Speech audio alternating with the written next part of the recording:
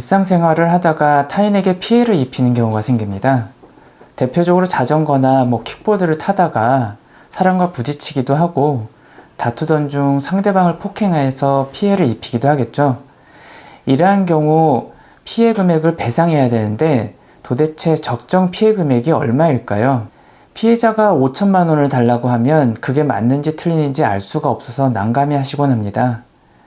피해 배상, 정확하게는 손해배상이라고 하는데 사람을 다치게 한 경우 손해배상금은 어떻게 정해지는지 기초 내용을 알려드리겠습니다. 사람이 다친 경우 손해배상금은 크게 세 가지로 나뉩니다. 치료비, 그다음에 일실수입, 위자료입니다. 우선 치료비는 다 아시죠? 다쳤으니 병원비가 들겠죠. 입원비, 통원치료비, 그다음에 각종 검사비, 약값 등이 이에 해당합니다.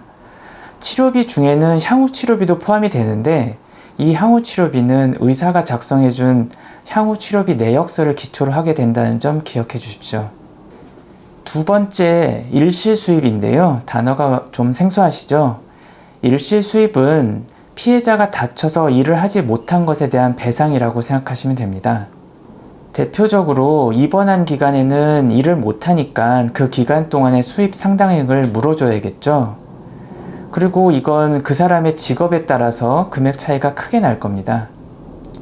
반면 통원치료 기간은 일을 못하는 건 아니니까 포함되지 않습니다.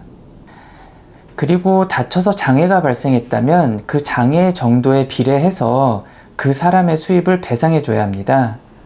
이러한 장애의 정도도 의사가 발급해준 장애 진단서에 나타납니다. 장애 진단서를 보면 장애의 정도를 퍼센티지로 계산해서 적어주는데 이걸 노동능력 상실률이라고도 합니다. 이것을 보고 장애에 따른 일실 수입을 계산하게 되는 거죠.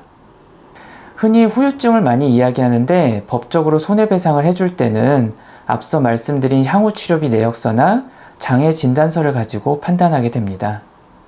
마지막으로 누구나 알고 있는 위자료가 있습니다.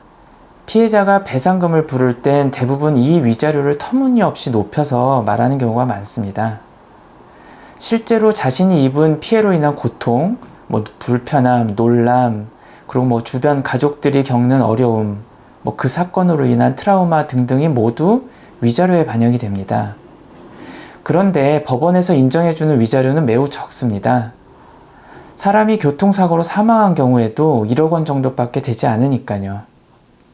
그러니 누군가에게 맞아서 전치 2주의 상해를 입었다면 그 위자료가 얼마나 적을지 상상이 되시죠?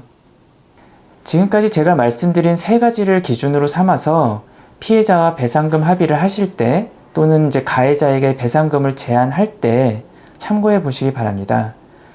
합의가 안 되면 결국 소송을 하게 되고 소송을 하면 제가 말씀드린 내용으로 법원에서 손해배상금을 산정할 테니 과도한 배상금을 제시하거나 또 반대로 지나치게 금액을 줄이려고 하는 노력은 물거품이 되기 쉽다는 점 기억해 주셨으면 좋겠습니다.